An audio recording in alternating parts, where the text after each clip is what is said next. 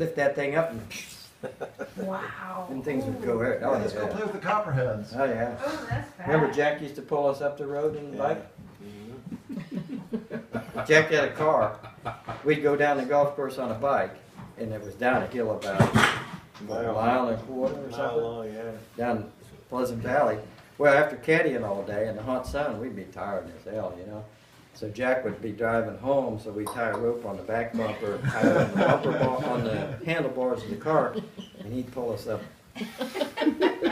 Mom and Dad ever knew that? Well, I write in my If you ever memoirs. fell, I write in my memoirs how misbehaving. There's an inherent punishment in it, in misbehaving, you know, and it has to do with the fact that one day, for some reason, Tommy and I, after years of not being permitted to go down Color Hill, because it was like that, your brakes would burn out. They're not these kind of brakes; they were brakes on the back sprocket. yeah, they were And if new they departure and new departure, if they burned out, you're gone. I mean, there's no way you're going to stay on this hill. So we were never permitted to do that. One day, for some reason, we decided, Tommy and I, who was the best behaved guy I ever was, you know, and I followed his side, and we went down the hill. oh, Jimmy, you're a rebel.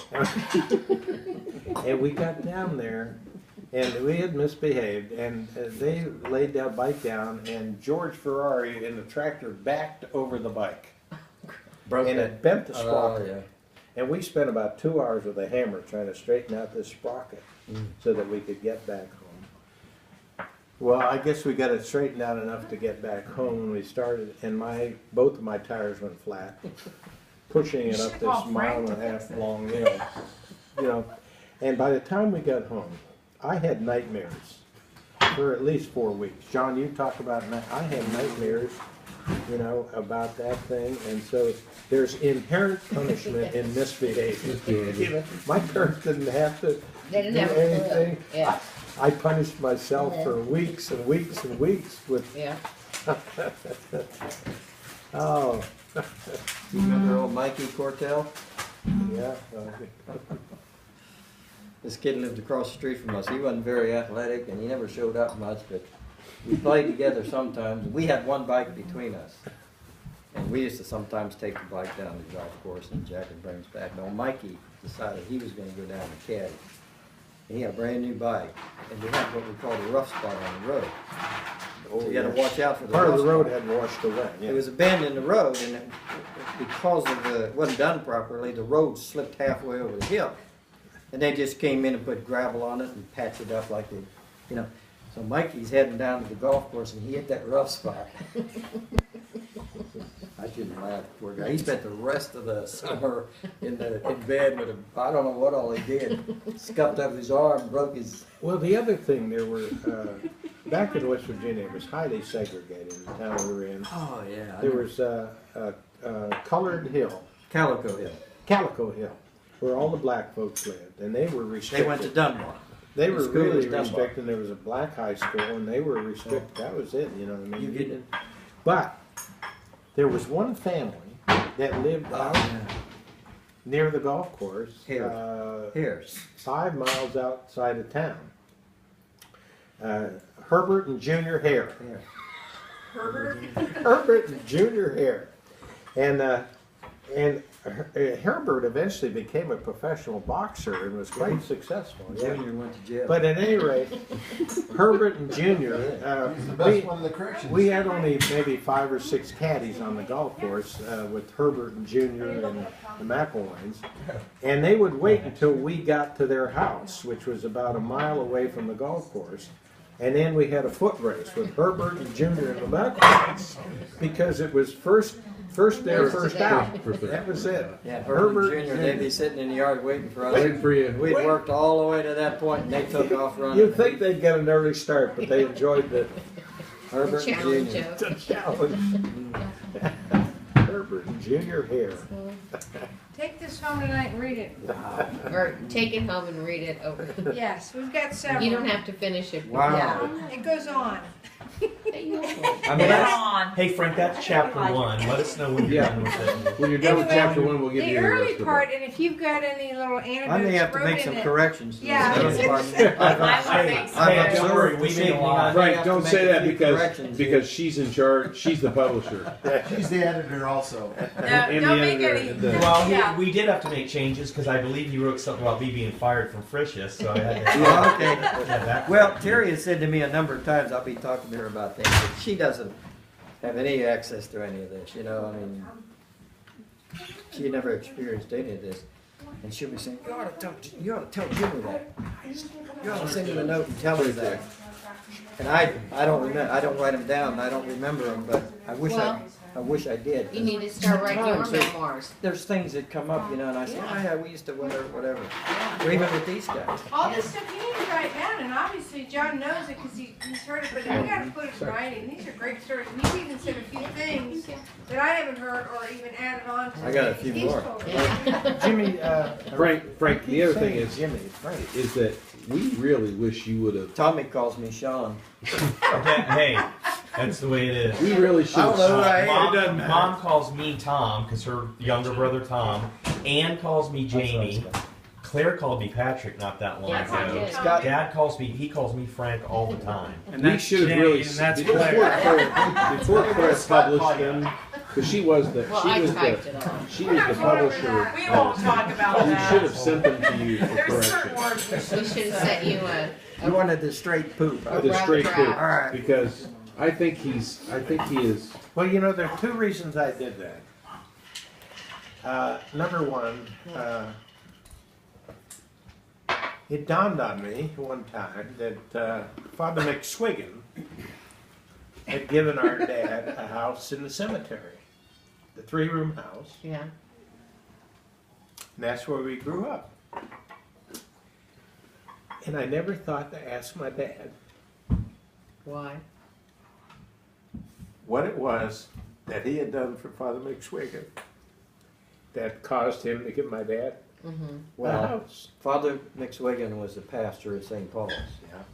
Very poor parish. Yeah. And they had a church and a school there. They had not even had a school at that time, but I know they had the church. And Father McSwiggin could not afford to have anybody do any maintenance, so he would call Dad.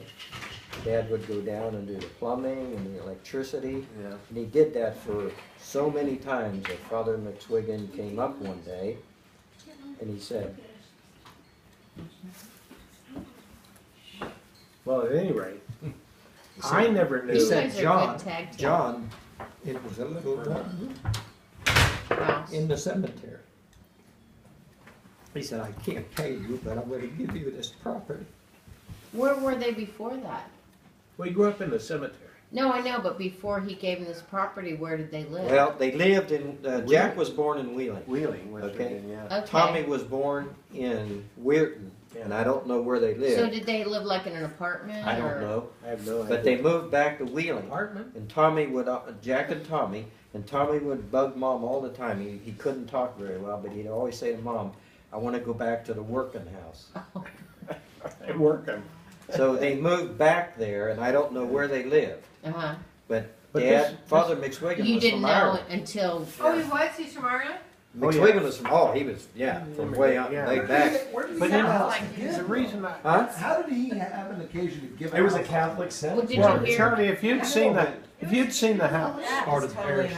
a 3-room house in You- the cemetery, you know, it wasn't hard to give It that.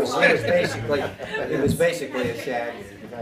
Yeah. And, but but it was, something, people didn't own anything, and it's something that belonged, and he gave him, he said, I haven't paid you all this time for all the work you've done, and I'm giving you this house to pay it. This is Dad's story. Yeah. Well, Giving the you this house as payment for all the things you've done. Well, the reason I wrote my memoirs is that I never thought to ask Dad why. Now you know, and I didn't. And it was too late by the time I thought about it. But Dad He also. couldn't answer. Right. So I said, I'm not going to let that happen. You're gonna write it down. Number 2, I used to sit and listen to Uncle John. Kay's uncle. Oh, yeah. Grab Jim's drink for a minute. And, huh? No, I'm fine. I'm fine. You okay? Yeah. I was gonna take a little bit of it. You're good, oh, okay. I was just share with you because Uncle John, you and got he used to heavy sit, pour on you there. know, Uncle John was a very accomplished guy, and he was the general manager of a 10,000 person factory who flew with the Wright brothers. O'Brien. And remember the Wright brothers, flew with the Wright brothers, you know? And I used to sit around and listen to Uncle John, and I thought he was bullshitting me, because he was telling me all these stories that were way beyond my ability to Right, comprehend. you know, I lived with him for about 6 months. Yeah. He was. And we never thought of recording any of that. And the third thing was that Uncle John, or Uncle Tom and Dad used to sit for hours and talk about Ireland and their roots back there and all Oh, yeah. that. We need. And so I said one day, I said, look, I'm not gonna let that happen. So you, Yeah. yeah. Well, you know, I lived with John O'Brien for a short period of time, and he told me a story I always remember, among many, because I used to sit there in winter. It was in the winter.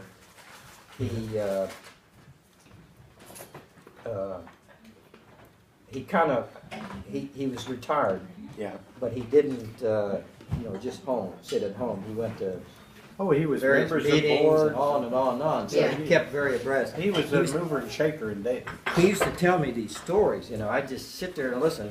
One of them was that years ago, and he had connections with the Wright brothers, he had connections with the guy that founded NCR, who was that? Patterson. Kettering, I Kettering. thought. He Kettering. had connections with, I mean, firsthand connections with all those guys, and so he was telling me that, you know, he called it Indianapolis.